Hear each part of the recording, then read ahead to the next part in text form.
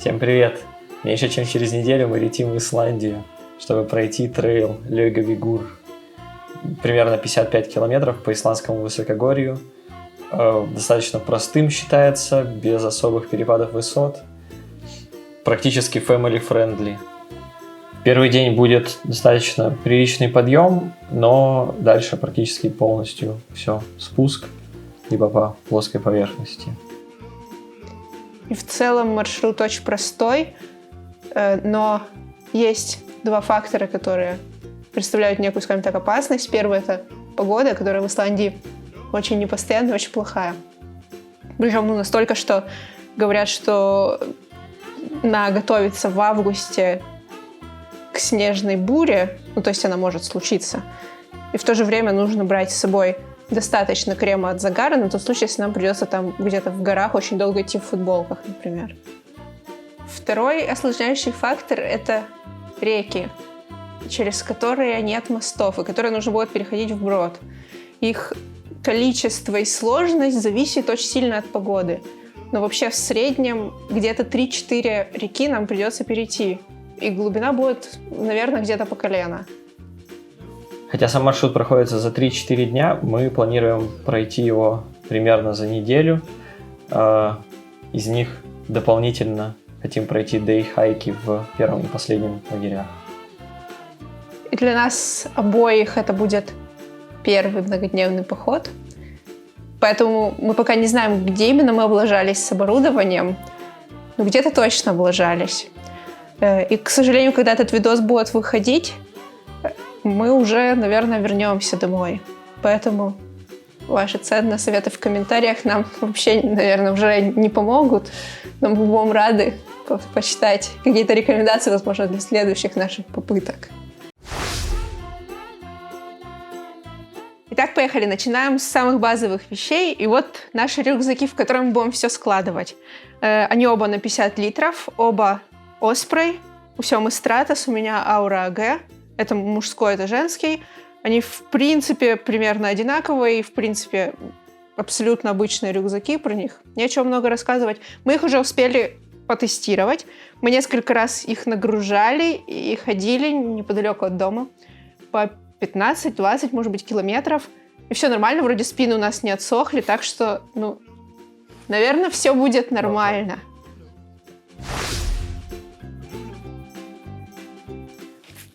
Это наша палатка Nema Hornet 2P. Супер легкая, непромокаемая. Мы ее уже успели протестировать у нас здесь неподалеку. Целую ночь шел ливень, ветрище.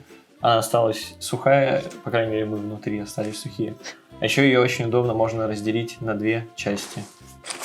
На 3. На 3 на самом деле. А еще к любой палатке обязательно нужен футпринт, особенно если она такая тоненькая, легкая, как эта. И если мы ее собираемся ставить на камнях, что мы делать собираемся. Вот, поэтому мы взяли футпринт.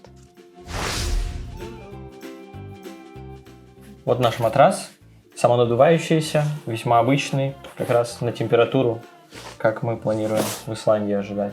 К нему ремкомплект, и палатку им тоже можно отремонтировать. Вот наши спальники, они оба Sea2 Summit. Так как мы разных полов и очень сильно по-разному терморегулируем, то они у нас на разную температуру. У меня на комфорт -5, у Семы комфорт -1.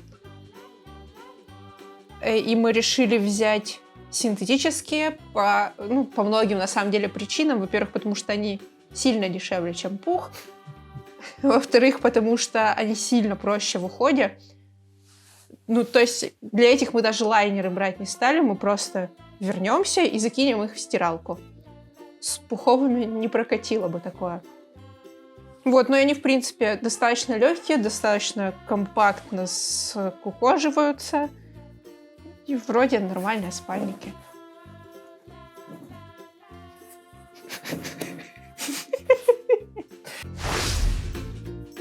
А это наши лакшери подушки. Мы пробовали брать надувные, Винри пробовала спать вообще без подушки. Оказалось абсолютно некомфортно, поэтому мы решили не рисковать, потому что нам кажется, что хорошо выспаться — это очень важно, когда ты неделю собираешься идти куда-то с рюкзаками. Она не маленькая и весьма тяжелая, но мы решили, что комфорт важнее.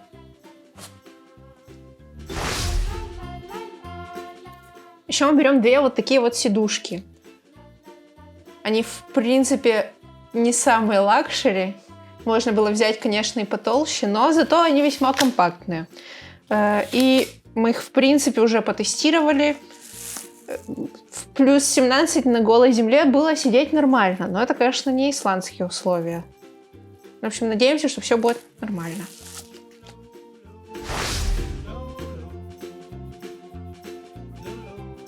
Я беру 1 комплект трекинговых палок. В принципе, эта штука не обязательна для этого маршрута, но, говорят, там есть 1 глинистый спуск, на котором хорошо бы иметь палки. Сёма вот решил, что он себе ради одного спуска брать палки, конечно же, не будет. Поэтому, я чувствую, придется делиться. Еще реки с ними удобнее переходить. Это тоже придется делиться. А еще мы берем вот такую складную сумку вручную кладь, потому что рюкзаки мы, очевидно, сдаем в багаж, а всю электронику придется взять с собой на борт. Да, пойдут телефоны, фотоаппараты, аккумуляторы. Да, достаточно вместительная, супер простая и дешевая.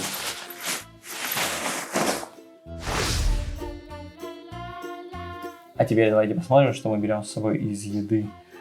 Мы берем вот такую сублимированную еду, так как идем на 7 дней, и мы решили ничего особо не готовить. Она заливается просто водой, и это гораздо проще в плане логистики, хоть и подороже. А еще в Исландию можно ввозить не больше 3 килограммов еды. И мы посчитали, что 1 пакет вот такой вот, 1 порция весит примерно от 150 до 200 грамм. И мы посчитали, сколько на порции на 7 дней, из расчета того, что каждый будет съедать по 2 порции в день. И получилось, что нам нужно меньше 2 кило вот этих пакетов возить. То есть, в принципе, мы можем спокойно их купить здесь и привезти с собой на самолете туда. И не покупать их там, где они стоят в 1,5 раза дороже. Вот. Еще даже место останется под еду. Еще можно килограмм еды взять в год. Смекалочка. А на завтраки мы планируем уже там купить овсянку, возможно, какую-то палку колбасы, солями долго хранящиеся, а также какие-нибудь снеки наподобие сушеного мяса и вот таких вот энергетических батончиков, всяких разных на перекус. Еще из съедобных вещей мы берем кофе в пакетиках, чаек в пакетиках, всякие соль, перец и чесночок. На случай, если еда сублимированная совсем гаденькая окажется, можно приправить, сделать повкуснее. А еще вот это протеиновый порошок, чтобы можно было им овсянку на завтрак посыпать, и вроде как посытнее и попитательнее получится. А еще у нас есть вот такие спорки. Полувилка, полуложка. И вот такие складные стаканчики. Та-дам. Чтобы есть сублимированную еду, нужно будет кипятить воду. Для этого мы берем вот такой JetBoil. Это газовая горелка, самая простая из JetBoil'ов. У нее не регулируется поток газа, но воду вскипятить самое то. В интернетах пишут, что на человека в день нужно 50-70 грамм газа, поэтому мы рассчитываем купить в Исландии уже 2 баллона по полкило. Это вот для примера баллон 230 грамм. Еще мы берем кремень, чтобы это все поджигать, и, возможно, там возьмем на всякий случай зажигалочку. На этом трейле не будет никаких проблем с питьевой водой, потому что там текут ручьи с ледников, и в них можно будет набирать свежую воду. Поэтому мы берем просто вот бутылки на литр, 2 штуки. И берем чисто на всякий случай вот такой вот BeFree фильтр для воды, который, в принципе, наверное, не очень-то и нужен, но он антибактериальный. И на всякий случай, наверное, лучше взять, чем не взять. А теперь расскажем о средствах личной гигиены. Мы берем с собой складные зубные щетки, маленькую зубную пасту, кусочек мыла, который мы еще пока не купили, дезодорант, хотя все говорят, что вы все равно будете вонять, но Вигри пока к этому не готова. Еще берем сральную лопаточку, чтобы не оставлять за собой следов и закапывать все свои дела. И такие салфеточки влажные. А также сухие полотенца, упакованные в таблетки, которые разворачиваются, если на них капнуть водой. Еще мы берем обычное полотенце. Оно, кстати, весьма большое, очень удобно. Еще мы берем, значит, расчесочку и 2 крема от загара. Один просто для тела, а второй для лица, потому что от него не слезятся глаза, что очень классно на самом деле. Еще мы берем... Естественно. Маски. Медицинские маски по понятным причинам. Берем беруши, потому что мы пробовали спать в палатке в ливень. Выяснилось, что это очень громко, оказывается. И поэтому беруши очень нужны. Вот, еще я беру с собой прокладки и тампоны, потому что, конечно же, у меня будут месячные. В этом же пакетике вместе со средствами гигиены у нас лежит наша аптечка. Она у нас еще собрана не до конца, но вот в ближайшие дни мы точно все докупим. И, в принципе, наверное, будем готовы ко всему. И мы берем, значит, в первую очередь, конечно, пластыри. Маленькие, большие, на любой вкус. Потом мы берем разные таблетки. В первую очередь обезболивающие, типа вот у меня парацетамол тут. Потом антигистамины на случай какой-то аллергии непонятной. Вот еще я беру себе таблетки от цистита и от молочницы. И еще вот то, что у нас уже есть, мы берем с собой антиген-тесты от коронавируса. На случай, если опять какие-то правила поменяются, надо будет где-то показывать и доказывать, что мы не больны. Вот, и нам здесь, конечно, надо будет еще докупить что-то от поноса и что-то типа перекиси, чтобы дезинфицировать раны. Вот.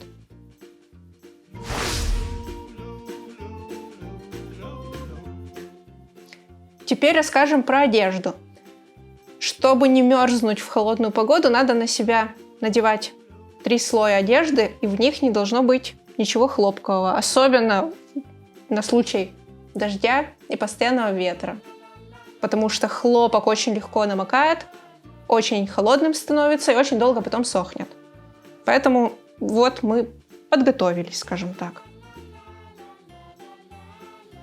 В качестве базового слоя мы берем, например, водолазочку из мерина, также нижнее белье, подштанники, носки. Это позволяет оставаться в тепле, даже если все это насквозь промокнет.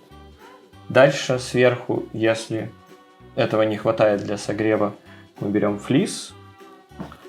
И поверх всего этого, на случай дождя, мы берем водонепроницаемую куртку.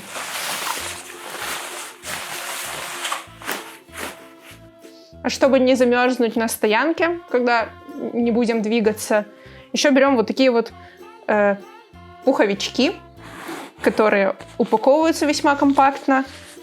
Вот, еще мы такая вот безрукавка, а у меня целый прям полноценный пухан с рукавами. Вот. Еще мы, естественно, берем с собой трекинговые ботинки. Они, возможно, будут слишком теплыми, потому что мы в них ходили в минус 20, и было хорошо. Вот, но мы подумали, что мы не будем покупать еще одни ботинки и просто заюзаем то, что есть. Вот, также мы берем с собой бафы. Один вот, например, из мерина, другой из флиса. Их можно использовать как шарф, как шапку. Еще можно их использовать как повязку, чтобы спать. Также непромокаемые перчатки, чтобы не мерзли руки в снег и в дождь. А чтобы переходить реки, мы планируем закатать штаны по колено или выше, а также использовать, в моем случае, вот такие легкие сандали. Она берет вообще открытые сандали, чтобы по камушкам было не так больно идти. И еще мы берем, естественно, солнечные очки, потому что там все-таки уже высокогорье и весьма сильно жарит солнце. Естественно, мы берем с собой телефоны, я беру фотоаппарат, GoPro, штатив и прочие штуки для фото и видео. Я не буду подробно про это рассказывать, но если вам интересно, спрашивайте в комментариях, расскажем. Если сложить все это в рюкзаки, то получится, что мой будет весить примерно 15 килограммов, а Семин со всеми фото-видео штуками примерно 18. Что вроде бы в целом нормально и не должно нас как-то перегрузить. Когда вы это смотрите, мы, скорее всего, уже вернулись из Исландии, но ценные советы на будущее нам в любом случае пригодятся, поэтому своим опытом делитесь, спрашивайте, если у вас возникли какие-то вопросы.